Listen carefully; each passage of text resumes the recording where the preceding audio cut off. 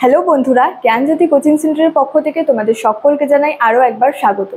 আজকে আমি তোমাদের সঙ্গে যে বিষয়টি সম্পর্কে আলোচনা করব সেটি হচ্ছে হরপ্পা সভ্যতার শিল্প ও স্থাপত্য। বিষয়টি শুরু করার আগে তোমাদেরকে একটা ছোট্ট ইনফরমেশন দিতে চাই। তোমরা যারা আমাদের কোচিং সেন্টারে এখনও যুক্ত হওনি কিংবা যুক্ত হতে চাইছো, তারা উপরে দুটি নাম্বার দেখতে পাচ্ছ, 6295916282 এবং 7076398606।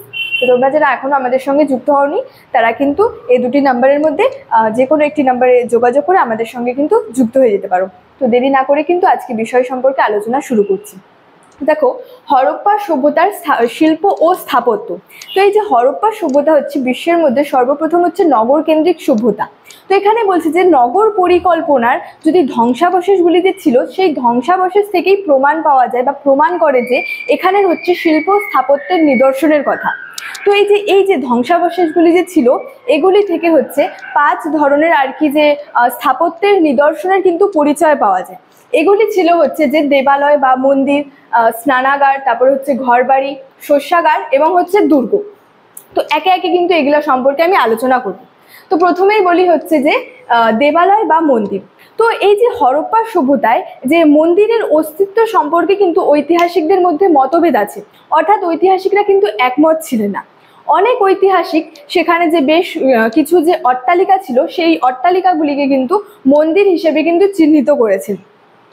তো ঐতিহাসিক ব্যাসাম এই সম্পর্কে হচ্ছে মন্তব্য করেছেন যে এই যে অট্টালিকাগুলিকে যে মন্দির বলা হয়েছে, তো এই মন্দিরগুলির মধ্যে নিশ্চয়ই হচ্ছে দেবদেবীর মূর্তি থাকবে, কিন্তু বলা হয়েছে এই যে অট্টালিকাগুলিকে যে মন্দির বলা হয়েছে, এই অট্টালিকার মধ্যে মন্দিরগুলির মধ্যে কিন্তু দেবদেবীর মূর্তি কিন্তু পাওয়া যায়নি। অর্থাৎ এই যে অট্টালিকাগুলিকে যে মন্দির বলা হয়েছে, এই মন্দিরগুলির মধ্যে, মন্দিরে অবশ্যই যে দেবদেবীর তো মূর্তি থাকে না, তো এই অট্টালিকার মধ্যে কিন্তু কোনো হচ্ছে দেবদেবীর মূর্তি কিন্তু পাওয়া যায়নি। তাই বলা হয়েছে যে এগুলিকে আদৌ হচ্ছে যে মন্দির বলা যায় কিনা সে বিষয়ে কিন্তু সন্দেহ রয়েছে। অর্থাৎ সেখানে যে অট্টালিকাগুলি ছিল, এগুলিকে যে মন্দির হিসেবে চিহ্নিত করা হয়েছে, এই মন্দির মানে অট্টালিকাগুলিতে কিন্তু কোনো হচ্ছে দেবদেবীর মূর্তি পাওয়া যায়নি। তো তাই বলা হয়েছে যে এ বিষয়ে হচ্ছে সন্দেহ রয়েছে, যে সেখানে মানে যে অট্টালিকাগুলি ছিল মানে মন্দির বলা হয়েছে সেই বিষয়ে কিন্তু সন্দেহ কিন্তু রয়েছে। নেক্সট বলছে হচ্ছে স্নানাগার। তো দেখো, এই যে মহেঞ্জোদারোতে হচ্ছে একটি দুর্গের কাছে স্নানাগার আবিষ্কৃত হয়েছিল, অর্থাৎ মহেঞ্জোদারোর দুর্গের কাছে একটি স্নানাগার আবিষ্কৃত হয়েছিল। তো এই স্নানাগারটি হচ্ছে হরপ্পা সভ্যতার একটি বিশেষ বৈশিষ্ট্যর কথা বলা যায় এই স্নানাগারটিকে। তো যদি এর আয়তনের কথা বলি, তো হচ্ছে যে দৈর্ঘ্যে ছিল এটি হচ্ছে 180 ফুট এবং হচ্ছে প্রস্থে ছিল হচ্ছে 108 ফুট, এবং যে সেখানে যে জলাধারটি ছিল, সেই জলাধারটি হচ্ছে দৈর্ঘ্যে ছিল হচ্ছে 39 ফুট এবং প্রস্থে ছিল হচ্ছে 23 ফুট, এবং যদি গভীরতার কথা বলি তো গভীরতায় ছিল হচ্ছে এটি 8 ফুট। এবং বলা হয়েছে এই স্নানাগারটিতে হচ্ছে যে ওঠা নামার জন্য হচ্ছে সিঁড়ির ব্যবস্থা ছিল, এবং এগুলি হচ্ছে পোড়া ইটের তৈরি ছিল, পোড়া মাটির ইটের তৈরি ছিল। সেখানে যে জলাধারটি ছিল, জলাধারটির হচ্ছে এক পাশে হচ্ছে বসবাসের জন্য জায়গা ছিল, বসবাস মঞ্চ ছিল, এবং হচ্ছে বাকি 3 পাশে বলা হয়েছে যে বারান্দা ছিল, এবং হচ্ছে যে ছোট ছোট হচ্ছে ঘরগুলি কিন্তু ছিল। তো এই সম্পর্কে মার্টিমার হুইলার বলেছেন হচ্ছে এই স্নানাগারটি একটি হচ্ছে ধর্মীয় উদ্দেশ্যে নির্মিত হয়েছিল, এবং এটাও বলা হয়েছে যে সমসাময়িক পৃথিবীতে কিন্তু এই ধরনের আর কি স্নানাগার কিন্তু কোথাও পাওয়া যায়নি। নেক্সট বলছে হচ্ছে ঘরবাড়ি, হরপ্পা সভ্যতার ঘরবাড়ি। তো বলা হয়েছে যে হরপ্পা সভ্যতার বিভিন্ন অঞ্চলে কিন্তু এই যে ঘরবাড়ি তৈরির ক্ষেত্রে বা বাড়িঘর তৈরির ক্ষেত্রে কিন্তু ইটের ব্যবহার লক্ষ্য করা গিয়েছিল। এবং হরপ্পা সভ্যতায় যদি বলি, হরপ্পা সভ্যতা হচ্ছে 2 ধরনের ইট কিন্তু ব্যবহার করা হতো। একটা হচ্ছে রোদে পোড়ানো ইট, একটা হচ্ছে আগুনে পোড়ানো ইট। এই 2 ধরনের ইট কিন্তু হরপ্পা সভ্যতায় ব্যবহার করা হতো। তো সেখানে যদি বাড়িঘরগুলির কথা বলি, সেখানে হচ্ছে বাড়িগুলি হচ্ছে 1 তলা, 2 তলা, এমনকি 3 তলার বাড়িরও কিন্তু অস্তিত্ব কিন্তু পাওয়া গিয়েছিল। এবং এর পাশাপাশি বলা হয়েছে যে ছোট ও মাঝারি ধরনের কিন্তু ঘরের আর কি নিদর্শনও পাওয়া গিয়েছিল। সেখানে যেমন হচ্ছে 1 তলা, 2 তলা, 3 তলা বাড়ির আর কি অস্তিত্ব পাওয়া গেছিল, তার পাশাপাশি কিন্তু ছোট ও মাঝারি বাড়িরও কিন্তু ঘর বাড়িরও আর কি অস্তিত্ব পাওয়া গেছিল। তো এর থেকেই অনুমান করা হয় যে এই যে বড় বাড়িগুলিতে হচ্ছে উঁচু শ্রেণীর মানুষেরা বসবাস করত, এবং এই যে ছোট এবং যে মাঝারি যে আর কি ঘর বাড়িগুলি ছিল এগুলিতে হচ্ছে নিম্ন শ্রেণীর অর্থাৎ নিচু শ্রেণীর মানুষেরা কিন্তু বসবাস করতো বলে বলা হয়েছে।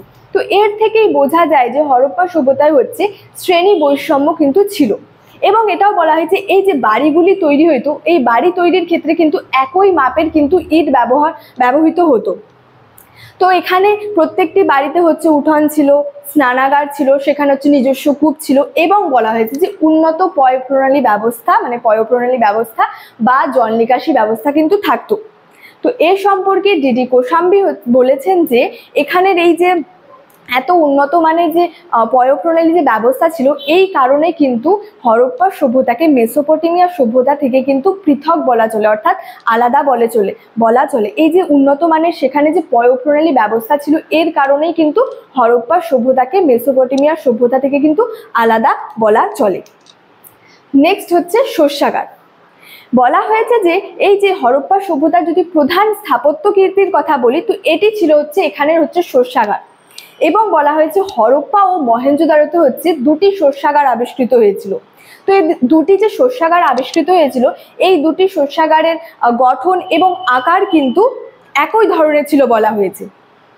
যদি হরপ্পার শস্যাগারটির অবস্থানের কথা বলি, এটি হচ্ছে রাভি বা ইরাবতী নদীর তীরে অবস্থিত। এবং যদি এখানের হচ্ছে যে আয়তনের কথা বলি, এটি ছিল হচ্ছে দৈর্ঘ্যে ছিল হচ্ছে 169 ফুট এবং হচ্ছে প্রস্থে ছিল হচ্ছে 135 ফুট। তো বলা হয়েছে সেখানে শস্য আর কি ঝাড়াই বাছাই মাড়াই করার জন্য সেখানে হচ্ছে শ্রমিকরা নিযুক্ত ছিল। এবং বলা হয়েছে যে সেখানে হচ্ছে শস্যাগারটি সংলগ্ন স্থানে কিন্তু ছোট ছোট ঘরের সন্ধান পাওয়া গেছিল। তো বলা হয়েছে এই যে শ্রমিকরা আর কি শস্য ঝাড়াই মাড়াই করতো, তারা কিন্তু এই যে ছোট ঘরগুলির যে সন্ধান পাওয়া গেছে, সম্ভবত তারা কিন্তু এখানে বসবাস কিন্তু করতো। তো এই শস্যাগারটি থেকেই প্রমাণ পাওয়া যায় যে আধুনিক কালের যে শস্য মজুত ও যে লেনদেনের একটা ব্যবস্থা ছিল, সেই ব্যবস্থার মতো কিন্তু হরপ্পা সভ্যতাতেও হচ্ছে অনুরূপ কিন্তু অর্থাৎ এই একই রকমের কিন্তু ব্যবস্থার প্রচলন ছিল, এটা বলা হয়েছে। এবং ব্যাসাম বলেছেন এই হচ্ছে শস্যাগারটিকে হচ্ছে রাষ্ট্রীয় ব্যাংকের সঙ্গে কিন্তু তুলনা করেছে। লাস্টে বলেছে হচ্ছে দুর্গ। দেখো, হরপ্পা সভ্যতার যদি নগর পরিকল্পনার একটি অন্যতম বৈশিষ্ট্যের কথা বলি, সেটি ছিল হচ্ছে এখানের হচ্ছে দুর্গ। তো এই যে হরপ্পা সভ্যতার যে এলাকাগুলি ছিল, এই এলাকাগুলিকে কিন্তু দুটি ভাগে বিভক্ত করা হতো, একটি হচ্ছে উঁচু এলাকা এবং একটি হচ্ছে নিচু এলাকা।